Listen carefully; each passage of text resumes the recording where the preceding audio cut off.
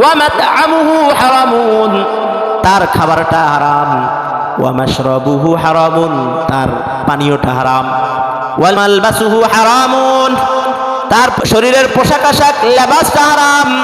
ওয়া গুযিয়া বিল হারাম, যা কামাই করে কামাই করার মাধ্যমটাও হারাম। নবীজি বলেন সে অসহায় অবস্থায়, এমন ক্লান্তি নিয়ে, এমন দুর্বল অবস্থায় আল্লাহর কাছে বলছেন আল্লাহুম্মা ইয়া রাব্বি ইয়া রাব। নবীজি বলেন ফান্না ইস্তাজাবু লিযালিক, তাহলে তার হারাম অবস্থার কারণে তার এই দোয়াটা কিভাবে কবুল হবে? এই জন্য নবীজি জানান দেন, তুমি যত অসহায় হও, যত তুমি ক্লান্ত হও, যত তুমি দুর্বল হও, অসুস্থ হও, যত কিছু হও না কেন, তুমি হারাম ছাড়তে হবে। হারাম না ছেড়ে আল্লাহর কাছে যত বলবা আল্লাহ কবুল করবেন না। হালালের প্রতি আমাদেরকে উদ্বুদ্ধ হতে হবে, হালাল উপার্জন করতে হবে। হালাল উপার্জন হলো, হালাল খাওয়া হলো পৃথিবীর সবচাইতে উত্তম খাবার। আল্লাহর নবী সাল্লাল্লাহু আলাইহি ওয়াসাল্লাম ইরশাদ করেন, মা আকালা আহাদুন তুআমান কাত্তু খায়রাম মিন আইয়াকুলা মিন আমালি ইয়াদিহি। তোমাদের মাঝে যারা মিন আমালি ইয়াদিহি, নিজের হাতের মাধ্যমে যারা আমল করে, কাজ করে, উপার্জন করে খায়, তাদের খাওয়ার চাইতে উত্তম আর কোনো খাবার হতে পারে না। বুখারীর এই হাদিস দ্বারা বোঝা যায় উপার্জন করে খাওয়া এটা আল্লাহর কাছে সবচাইতে সম্মানের। উপার্জন করে খাওয়া আল্লাহর কাছে এটা সবচেয়ে সম্মানের কাজ। ছোট কাজ হোক অসুবিধা নেই। সকল নবী রাসূলগণ, সকল নবীগণ উপার্জন করেছেন। পৃথিবীতে আল্লাহ সুবহানাহু ওয়া তাআলা দুই ধরনের রিজিক রেখেছেন, একটা হলো হালাল আর একটা হলো হারাম। আল্লাহ সুবহানাহু ওয়া তাআলা পৃথিবীতে যত বিচরণশীল জীব আছে, মানুষ বলেন, হাইওয়ান বলেন, সব কিছু রিজিকের জিম্মাদারি কার? আল্লাহ। সূরা হুদের 6 নম্বর আয়াতে আল্লাহ পাক জানান দিয়েছেন, ওয়া মা মিন দাব্বাতিন ফিল আরদি ইল্লা আলাল্লাহি রিজকুহা। আল্লাহ রাব্বুল আলামিন বলেন, পৃথিবীতে বিচরণশীল যত প্রাণী আছে, সব প্রাণীর রিজিকের জিম্মাদারি আল্লাহ পাকের। আল্লাহ যেমন মানুষকে খাওয়ান, পশু পাখি যত কিছু আছে সব কিছুকে আল্লাহ সুবহানাহু ওয়া তাআলা খাওয়ানোর, রিজিক দাতা, রিজিক দেওয়ার দায়িত্ব নিয়েছেন। আমরা নিজের রিজিকের দায়িত্ব নিজে মনে করি, হারামের দিকে ছুটে যায়, অথবা এই কারণেই আমরা সবাই হালাল থেকে ছুটে আসছি, হালাল থেকে আমরা সবাই দূরে সরে যাচ্ছি। মনে করি যে আমি তো কামাইতে হবে। কামানোর জন্য আল্লাহর রাসূল, আল্লাহ পাক আমাদেরকে উৎসাহ দিয়েছেন, তুমি কামাও, তবে কোনটা কামাইতে হবে? হালাল পথে, হালাল পথে, হালাল পন্থায় উপার্জন করতে হবে। উপার্জন করার কথা আল্লাহ পাকই বলেছেন। সূরা জুমআহ আয়াত নম্বর 10 আল্লাহ পাক বলেন, ফাইযা কুদিয়াতিস সালাত ফান্তাশিরু ফিল আরদি ওয়াবতাগু মিন ফাদলিল্লাহ। তোমরা যখন সালাত থেকে ফারিগ হবে, নামাজ শেষ হলে, ফান্তাশিরু ফিল আরদ, জমিনে তোমরা ছড়িয়ে পড়ো, ওয়াবতাগু মিন ফাদলিল্লাহ, আল্লাহ পাকের অনুগ্রহ সন্ধানে।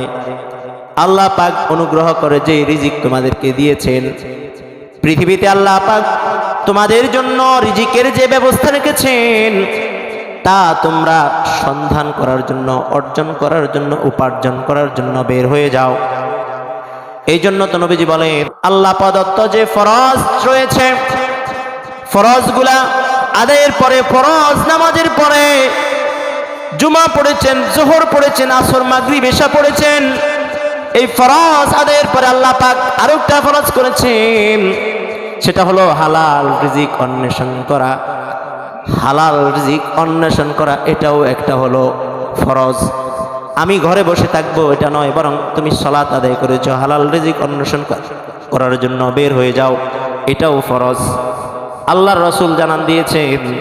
এই জন্য তো আল্লাহ রাব্বুল আলামিন বলেছেন, তোমরা হালাল যেটা আছে হালালটাকে গ্রহণ করো, হালাল গ্রহণ না করলে তোমরা ধ্বংস হয়ে যাবে। মনে করছো যে টাকা নাড়ে ছেড়ে খেয়ে, সুদ ঘুষের সাথে অবৈধ টাকা ইনকাম করে তোমরা সুখ পাবে, না না। আল্লাহ পাক জানান দেন, তোমরা অবৈধভাবে যদি উপার্জন করো, অপবিত্রটা যদি গ্রহণ করো তোমরা ধ্বংস হয়ে যাবে। সূরা তোহায় আল্লাহ রাব্বুল আলামিন বলেন, সূরা তোহার 81 নম্বর আয়াত আল্লাহ রাব্বুল আলামিন বলেন, কুলু মিন তাইয়্যিবাতি মা রাযাকনাকুম, কুলু মিন তাইয়্যিবাতি মা রাযাকনাকুম। আল্লাহ রিজিক হিসাবে যেটা তোমাকে পবিত্র করেছেন, পবিত্র রিজিক আল্লাহ যেটা দিয়েছেন, পবিত্র রিজিক যেটা পবিত্র সেটা তুমি খাও, পবিত্রটা তুমি গ্রহণ করো। ফালা তাতগাউ ফীহি, যদি তুমি এটা অনুসরণ না করো, এই পথে তুমি যদি না আসো, পবিত্রটা যদি না খাও, হালালের পথে না যে যদি হারামের পথে যাও, আমার গজব হালাল হয়ে যাবে, অর্থাৎ আমার গজব আসবে তোমার উপর, যার উপর আমার গজবটা অবধারিত হবে, সে ফাকাদ হাওয়া, সে ধ্বংস হয়ে যাবে। আমরা যতই মনে করি যে আমি হালাল না খেয়ে হারাম ধরছি, কই আমার তো টাকা আরো বাড়ে বাড়ে। আল্লাহ বলতেছেন আমার রাগ তার উপর আসবে, আমার গজব আসবে, আর আমার গজব আসার সাথে সাথে সে ধ্বংস হয়ে যাবে। নাউযুবিল্লাহ। মুহতারাম হাজরিন মুসল্লিন ইকরাম, সব সময় হালালের উপর থাকতে হবে, হালালটাই হলো পবিত্র। নবীজি জানান দেন তিরমিজি শরীফের 2989 নম্বর হাদিসের বর্ণনা, عن أبي هريرة رضي الله تعالى عنه قال قال رسول الله صلى الله عليه وسلم, হযরত আবু হুরায়রা রাদিয়াল্লাহু তাআলা বর্ণনা করেন, নবীজি সাল্লাল্লাহু আলাইহি ওয়াসাল্লাম ইরশাদ করেন, ইন্নাল্লাহা তাইয়্যিব ওয়া লা ইয়াকবালু ইল্লা তাইয়্যিবা। আল্লাহ পাক তিনি হলেন পবিত্র, ওয়া লা ইয়াকবালু ইল্লা তাইয়্যিবা, পবিত্র ছাড়া তিনি গ্রহণ করেন না। আমরা আমাদের রব পবিত্র, আমরা যদি পবিত্র না হই, আমাদের খাবারটা যদি পবিত্র না হয়, পোশাক আশাক যদি আমাদের পবিত্র না হয়, আমাদের কামাই রুজি যদি পবিত্র না হয়, আল্লাহ পাক যে আমি জুমার নামাজ আদায় করার জন্য এসেছি, জুমার নামাজ আল্লাহ কবুল করবেন না। আসর পড়বেন, মাগরিব পড়বেন, ঈশা ফজর পড়বেন, খাবারটা যদি হালালটা যদি পোশাকটা যদি কামাইটা যদি আপনার হালাল না হয়, পবিত্র না হয়, রব জানান দেন আল্লাহর রসুলের মাধ্যমে, আমি আল্লাহ তার এই সকল ইবাদাতকে কবুল করব না।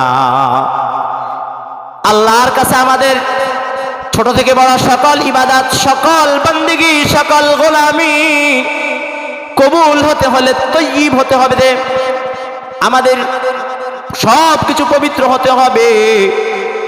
এরকম এই বিষয়টা শুধু আমাদের জন্য নয়, নবীদেরকেও আল্লাহ পাক বলেছেন, ইন্নাল্লাহা আমারাল মুমিনিন কামা বিমা আমারা বিহিল মুরসালিন। আল্লাহ পাক যেমন মুরসালিনদেরকে, রাসূলদেরকে বলেছেন, মুমিনদেরকে বলেছেন। রাসূলদের সম্পর্কে আল্লাহ পাক বলেন সূরা মুমিনুনের 51 নম্বর আয়াতে আল্লাহ পাক বলেন, ইয়া আইয়ুহার রাসূলু কুলু মিনাত তাইয়্যিবাতি ওয়া'মালু সালিহা ইন্নী বিমা তা'মালুনা আলীম। আল্লাহ পাক রাসূলদেরকে বলে, ইয়া আইয়ুহার রাসূল, হে আমার রাসূলগণ, কুলু মিনাত তাইয়্যিবাতি ওয়া'মালু সালিহা, আপনারা যেটা পবিত্র সেটা খান, পবিত্র হালাল যেটা সেটা খান, আর আমল করেন।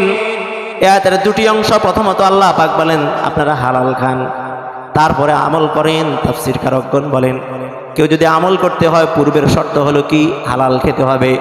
হালাল খাবেন তো আল্লাহ পাক আমল কবুল করবেন, হালাল খাবেন না, নামাজ রোজা যতই করেন, দান সদকা যতই করেন, সেটা কবুল হবে না। কবুল হওয়ার শর্ত হলো হালাল খাওয়া, হালাল উপার্জন করা, হালাল পরিধান করা, সব কিছু হালাল হতে হবে। এভাবে আল্লাহ পাক রসুলকে বলেছেন, রসুলদেরকে বলেছেন, তেমনি ভাবে আল্লাহ পাক মুমিনদেরকে, আপনাদেরকে, আমাদেরকে বলেছেন, ইয়া আইয়ুহাল্লাযীনা আমানু কুলু মিন তাইয়্যিবাতি মা রাযাকনাকুম।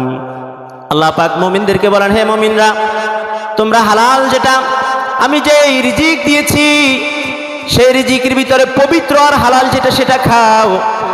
রিজিক হিসাবে যেটা হালাল করেছি সেটা তোমরা খাও।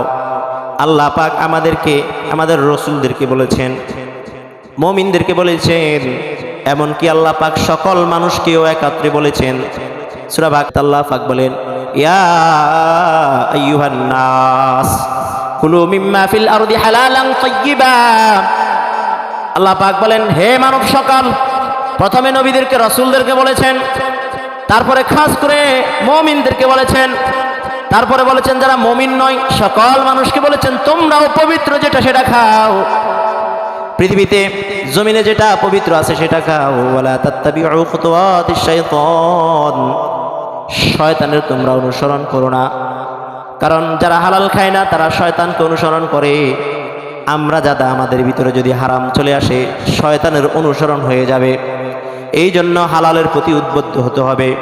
জীবন যাবে তো আমরা হারাম খাবো না, হারাম পরব না, হারাম পথে উপার্জন করব না।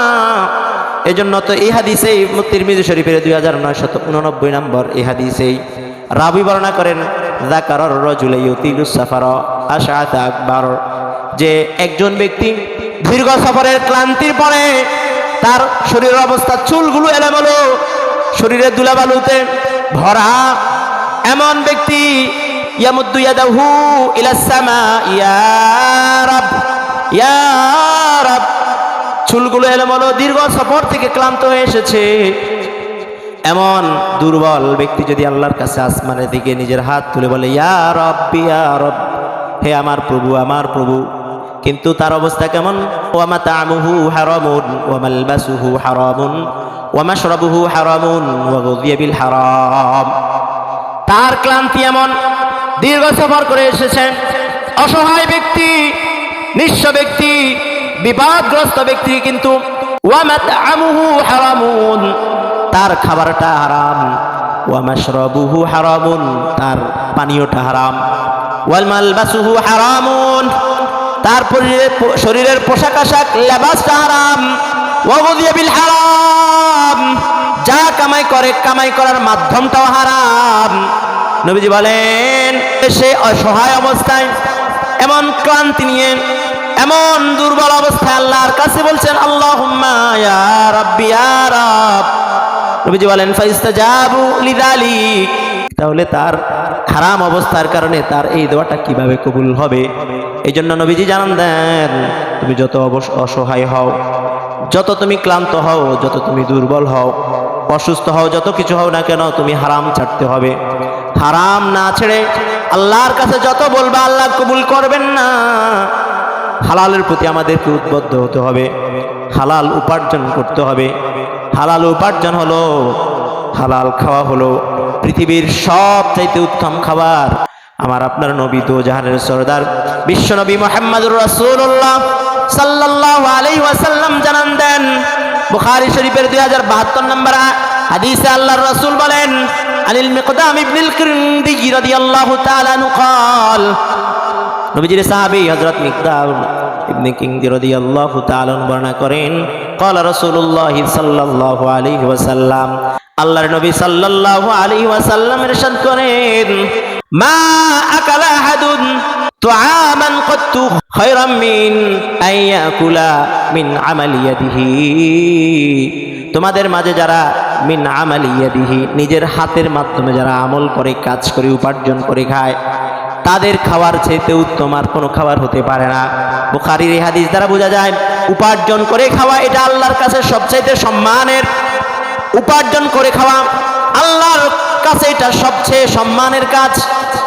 ছোট কাজ হোক অসুবিধা নেই, সকল নবী রাসূলগণ, সকল নবীগণ উপার্জন করেছেন, শুধু নবুয়তের দাওয়াত দিয়েছেন বিষয়টা এমন নয়। ছোট বড় যত নবী আল্লাহ পাক পৃথিবীতে প্রেরণ করেছেন সকল নবী কাজ করেছেন। বুখারী শরীফের 2262 নম্বর হাদিসের বর্ণনা, আন আবি হুরায়রা রাদিয়াল্লাহু তাআলা আনহু قال النبي صلى الله عليه وسلم, হযরত আবু হুরায়রা রাদিয়াল্লাহু তাআলা আনহু বলেন, নবীজি সাল্লাল্লাহু আলাইহি ওয়াসাল্লাম ইরশাদ করেন, মা বাআসাল্লাহু নাবিয়ান ইল্লা রাআল গানাম।